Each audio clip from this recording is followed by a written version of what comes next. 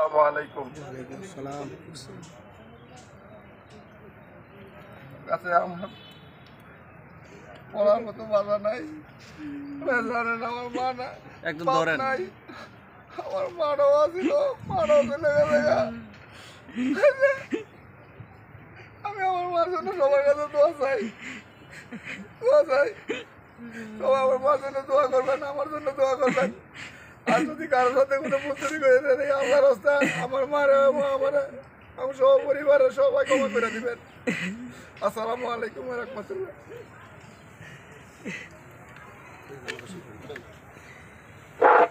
দীর্ঘ সময় হয়ে গেছে, আলহামদুলিল্লাহ এখন জানাজা আরম্ভ হয়ে যাবে।